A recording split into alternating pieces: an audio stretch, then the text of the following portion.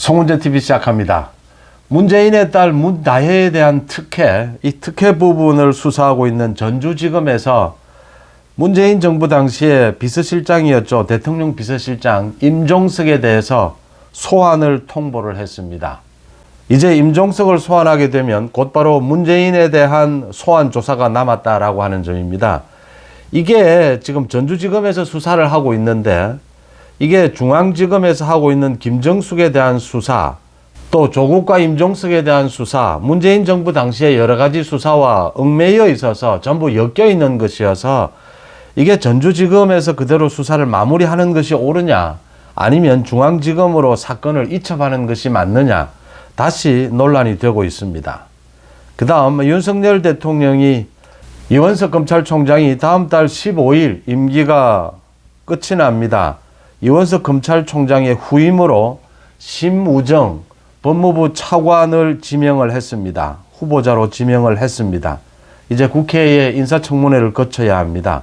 모두가 예상했던 대로입니다. 검찰의 분위기가 좀 이제 많이 바뀔 것이다. 문희조 심판 제대로 될 것이냐, 너무 늦다, 속도가 왜 이렇게 늦느냐 라는 부분, 특히 이재명에 대한 수사입니다. 이 문희조에 대한 사법 처리 하나하나 짚어보겠습니다. 먼저 임종석 소환입니다. 전주지검에서 임종석에 대해서 이 소환을 통보를 했습니다. 임종석은 또 문재인 정권에 대한 보복 수사다라고 하면서 문재인 정권을 탈탈 털고 있다, 이렇게 반발을 하면서 소환에는 응하겠다라는 입장을 밝혔습니다. 문다혜 특혜 관련했습니다. 문다혜에 대한 이 문다혜와 문다혜 전 남편, 이 문재인의 전 사위에 대한 특혜의 중심 인물이 이상직입니다. 이상직.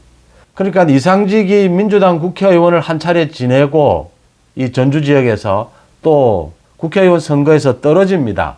이 떨어졌는데 이 이상직을 중진공 이사장으로 임명을 합니다. 문재인이. 중진공 이사장으로 임명을 하고 난 다음에 이 이상직이 자신이 소유하고 있던 항공사 이스타항공입니다. 이 이스타항공의 자회사 타이이스타에 이 문다혜 전 남편을 취직을 시킵니다. 그래서 문다혜 가족이 태국으로 이주를 해서 이 살게 되면서 각종 김정숙을 통해서 청와대를 통해서 돈 거래를 하고 각종 특혜가 이어지게 됩니다. 이게 서로 주고받기를 하는 뇌물이 아니었느냐. 문재인이 이상직을, 이 국회의원에서 떨어진 이상직을 갑자기 중진공 이사장에 임명한 이 과정, 이걸 임명하고 난 다음에 이상직은 이제 문재인에게 다시 보훈하는 차원에서 문재인 이 딸 가족을 돌본 것이 아니냐. 문재인의 전 사위는 항공사와는 관계가 없는 게임업체에 근무를 했습니다. 그리고 굉장히 이 경제적인 문제가 있어가지고 빚에 시달렸다. 그 다음에 중진공 이사장을 거치고 난 다음에 이 이상직이 또 민주당의 공천을 받아서 국회의원에 당선이 됩니다. 그 이후에는 이제 감옥에도 갑니다. 이 횡령 등으로 해서 감옥에 가는데 이 과정에서 임종석이 어떤 역할을 했느냐라는 부분입니다. 그러니까 지금 청와대 당시 인사관계 개통에는 모두 불러서 다 검찰에서 조사를 했습니다. 가장 중심 인물이 조현옥입니다. 조현옥 인사수석도 이 압수수색도 했고 모두 조사를 했습니다. 입건도 되어 있습니다. 이제 그 다음은 임종석이고 그 다음은 문재인입니다. 전주지검에서 검사 9명을 투입을 해서 이 문다혜 특혜 부분은 집중적으로 수사를 했고 많은 성과를 올렸습니다. 이창수 전주지검장으로 있을 당시에 많은 성과를 올렸고, 이창수가 중앙지검장으로 발탁이 되고 난 이후에도 지금 많은 수사들을 하고 있습니다. 속도는 늦지만 이 청와대 전직 문재인 가족에 대한 수사가 쉽지는 않습니다. 이게 전부 겉으로는 모두 그럴듯한 변명들을 만들어 놓고 있습니다. 빠져나갈 구멍을 다 만들어 놓고 있습니다. 그래서 이걸 범법 혐의를 잡아내는 것이 쉽지가 않습니다. 그렇지만 속도가 너무 늦다. 이창수 중앙지검장이 이 자리를 옮긴 만큼 이 전주지검에서 하고 있는 문다혜 특혜 이 수사를 이제는 중앙지검으로 이첩을 해야 되지 않느냐라는 논란이 있었는데 그대로 전주지검에서 지금 수사팀만 강화를 해서 이 수사를 계속하고 있습니다. 이 임종석에 대해서 소환 조사하고 난 다음에는 이첩해야 된다라고 보입니다. 왜냐하면요, 이게 문재인도 소환을 해야 되고, 이 문다혜 특혜에는 김정숙, 문재인, 당시의 청와대, 조국, 임종석 모두가 관여했을 것으로 보입니다. 이게 전체가 관여가 되어 있기 때문에 문다혜와 청와대 직원 간의 돈 거래도 있었다라고 하는 사실이죠. 이 청와대 조직 전체가 개입하지 않고서는 불가능한 일입니다. 송철호 울산시장 선거 공작 사건을 보시면 됩니다. 청와대 8개 부서가 개입을 해서 이 선거 공작을 벌이는 겁니다. 이게 어느 한 부서 누구 한 사람으로 진행이 될 수 있는 그런 범죄가 아닙니다. 문다혜 특혜도 마찬가지였다라고 하는 것입니다.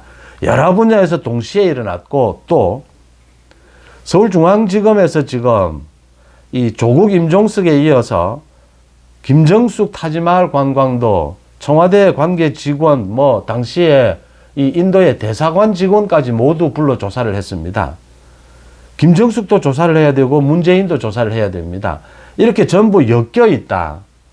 김정숙을 부르고 또 부르고 문재인을 부르고 또 부르고 이럴 수는 없을 것이다. 그렇다면 중앙지검으로 이 사건에 대해서 누구보다도 잘 알고 있는 이창수 중앙지검장 산하로 이 사건을 이첩하는 것이 맞다. 그 마지막 순서가 아니겠느냐. 임종석 소환. 임종석을 소환 조사하고 난 다음에는 역시 이건 문재인을 조사하지 않고서는 답이 나오질 않습니다. 사건을 중앙지검으로 이첩하지 않겠느냐 이렇게 예상이 되고요. 문재인 가족에 대한 수사입니다. 김정숙 타지마할 관광 부분은 또 옷 이런 부분은 이제 수사가 거의 막바지 단계입니다. 김정숙을 소환하는 일만 남아 있습니다. 서울중앙지검에서 해야 될 일이고요. 이 맨 마지막에는 이제 문재인이 남아 있고, 이원석이 지난 2월에 지시한 겁니다. 검찰총장이 직접 중앙지검에. 그러니까 임종석과 조국을 송철호 울산시장 선거 사건과 관련해서 소환해서 조사하라고 했는데 아직도 서울중앙지검에서 이 조사를 하지 않고 있습니다. 이 조사도 당장 서둘러야 할 일입니다. 그 다음 조국에 대해서도 서울중앙지검에서 송철호 사건과 관련해서 소환 조사를 해야 합니다. 그 다음 조국은 대법원 판결이 나오면 곧 구속이 될 겁니다. 아마 9월, 10월 안으로는 이 대법원 판결이 나오지 않을까 이렇게 보입니다. 그 다음 이재명 부부입니다. 이재명 부부에 대해서 지금 법인카드 횡령한 부분, 유용 횡령한 부분에 대해서 수원지검에서 소환을 통보했는데 이재명이 전당대회를 이유로 지금 버티고 있습니다. 전당대회 이후에 소환에 응하겠다라고 하고 있습니다. 이재명 부부가 이렇게 전당대회를 핑계로 해서 검찰 소환에 응하지 않고 있는데도 수원지검에서 야당 대표이기 때문에 강제 구인을 하지는 않고 있습니다. 오는 18일 민주당의 전당대회가 끝나고 나면 이재명 부부를 수원지검에 소환할 것으로 보입니다. 이재명은 이렇게 소환 조사를 받아야 하고요. 8월 27일, 이번 달 27일입니다. 이재명의 대북 송금 첫 재판이 열립니다. 신진우 부장판사입니다. 그 다음 이제 많이 얘기가 됐던 오는 10월입니다. 10월 선거법 위반 재판 1심 판결이 나옵니다. 또 위증교사 1심 판결이 나옵니다. 이 중에 중요한 것은 위증교사 이 1심 판결에서 법정 구속될 가능성도 매우 높다라고 하는 것입니다. 이걸 가지고 구속될 가능성이 몇 %냐, 어느 정도 변호사 몇 명이 구속된다, 안 된다, 이런 전망이 나오는데 큰 의미가 없습니다. 그런 전망들은. 가급적이면 정치인에 대해서 구속시키지 않는다라고 하는 지금 이 사법부의 분위기, 이게 많이 깨지고 있다. 이제는 분위기가 바뀌고 있다. 그런 점에서 위증교사는 사법방해입니다. 증거인멸과 같은 사법방해입니다. 도피의 우려와 같은 것이죠. 그래서 법정 구속될 가능성도 여전히 매우 높다. 법정 구속을 시켜서 이상할 것이 하나도 없다라는 이 부분이 중요합니다. 이원석 검찰총장이 다음 달 15일로 임기가 종료가 됩니다. 후임으로 누가 되느냐, 모든 사람들이 심우정을 꼽았습니다. 이게 윤석열 대통령과의 관계로 보나 함께 근무를 했던 서울중앙지검에서 관계도 있고 또 윤석열 대통령과 같은 특수통은 아닙니다. 지금의 이원석이나 소위 한동훈과 같은 특수통은 아니고 기획통으로 분류가 됩니다. 심우정 법무부 차관이 지명이 됐습니다. 충남 공주 출신으로 심대평 전 충남지사의 아들입니다. 그래서 이 심우정 법무부 차관이 검찰총장에 지명이 될 것이다라는 예상은 일찍부터 됐고, 심우정 이 검찰총장 후보자가 임명이 되고 나면 이제 검찰의 분위기가 얼마만큼 바뀔 것이냐, 이게 기대를 모으는 부분입니다. 심우정이 이원석과는 달리, 이원석은 한동훈 법무부 장관과 친했다. 그런데 심우정은 윤석열 대통령과 더 가깝다. 한동훈보다는 이런저런 분석과 예상들이 나오는데 큰 의미가 없다라고 생각합니다. 지금은 한동훈 대표고 당대표고 법무부 장관도 아니고, 심우정이 누구와 친하다 친하지 않다 이것보다는 더 중요한 것은 법치입니다. 검찰이 제대로 수사를 할 수 있느냐 없느냐 이 부분입니다. 검찰은 수사만 하는 것은 아닙니다. 수사를 하고 난 다음에 또 재판을 진행을 해야 합니다. 그래서 검찰이 소위 공소유지라고 합니다. 이 공소를 유지하는 그게 검찰의 또 가장 중요한 기능 중에 하나입니다.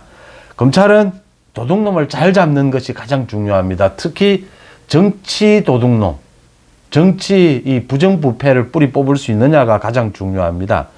심우정 이 검찰총장 지명자가 인사청문회도 해야 되고 이제 거치고 난 다음에 검찰의 분위기가 얼마만큼 많이 바뀔 수 있을 것이냐, 바꿀 수 있을 것이냐 관심을 모으는 부분입니다. 가장 중요한 것은 이창수가 이끌고 있는 서울중앙지검입니다. 서울중앙지검이 이 수원지검과 연계를 해서 문이조에 대한 철저한 수사, 재판, 이 사법 처리입니다. 그 다음 수원지법입니다. 신진우 부장판사, 이화영에 이어서 이재명에 대해서 대북송금 재판, 이걸 빠른 속도로 제대로 해낼 수 있느냐. 그 다음 중앙지법입니다. 중앙지법에서 이재명에 대한 선거법 위반 재판, 위증교사 재판, 대장동 재판은 시간을 질질 끌 수밖에 없습니다.